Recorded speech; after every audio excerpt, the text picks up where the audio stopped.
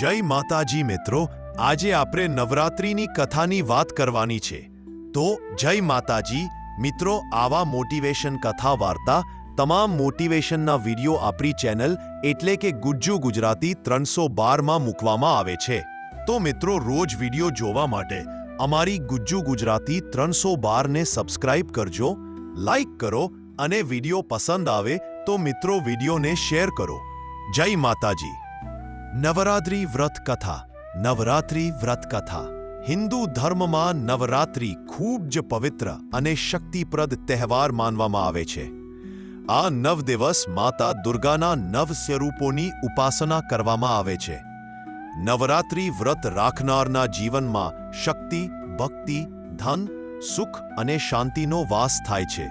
ખાસ કરીને નવરાત્રિ વ્રત કથા સાંભળવાથી જીવનમાંથી દુઃખો દૂર થઈ જાય છે અને માતાની કૃપાથી સર્વ કાર્ય સિદ્ધિ પ્રાપ્ત થાય છે. નવરાત્રિ વ્રત કથા. એક વખત હિમાલય પર્વત પર મહારાજા દુર્લભ નામના રાજા રાજ કરતા હતા. તેઓ ખૂબ જ ધાર્મિક અને દયાળુ સ્વભાવના હતા, પરંતુ સંતાન સુખથી વંચિત હતા. રાજા રાણી દરરોજ ભગવાનની આરાધના કરતા, તપ કરતા અને યજ્ઞ કરતા, પણ તેમ છતાં તેમને સંતાન પ્રાપ્ત થતું નહોતું. એક દિવસ રાજાએ મહર્ષિ કશ્યપજીને બોલાવ્યા અને પૂછ્યું, હે મુનિશ્રેષ્ઠ, મેં બધા યજ્ઞ, દાન, પૂજા, જપ કર્યા, પરંતુ મને સંતાન સુખ કેમ નથી મળ્યું? ત્યારે મહર્ષિએ કહ્યું, હે રાજન, આશ્વિન મહિનાની નવરાત્રિ આવે ત્યારે તમે માતા દુર્ગાની આરાધના કરજો, નવરાત્રિનું વ્રત કરજો અને કથાનું શ્રવણ કરજો. માતા દુર્ગા ખૂબ જ દયાળુ છે, તેઓ તમારી મનની ઈચ્છા પૂર્ણ કરશે. રાજા રાણી એ નવરાત્રિમાં માતા દુર્ગાનું વ્રત કર્યું, કલશ સ્થાપન કર્યું અને 9 દિવસ સુધી માતાના 9 સ્વરૂપોની ભક્તિપૂર્વક પૂજા કરી. અંતમાં હવન કરીને બ્રાહ્મણોને ભોજન કરાવ્યું.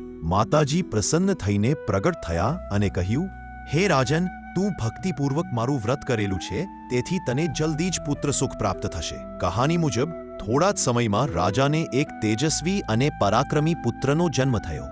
આખા રાજ્યમાં આનંદ છવાઈ ગયો. ફળ અને મહિમા.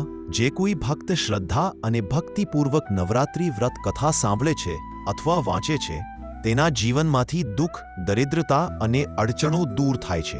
ઘરમાં શાંતિ, સુખ, સમૃદ્ધિનો વાસ થાય છે. સંતાન, આરોગ્ય, ધન અને સમૃદ્ધિ પ્રાપ્ત થાય છે.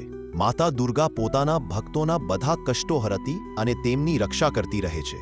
આથી નવરાત્રિના દિવસોમાં કથા સાંભળવી કે વાંચવી ખૂબ જ શુભ માનવામાં આવે છે. જે ભક્ત માતાને હૃદયથી યાદ કરે છે, તેના જીવનમાં ક્યારેય દુઃખ નહીં આવે.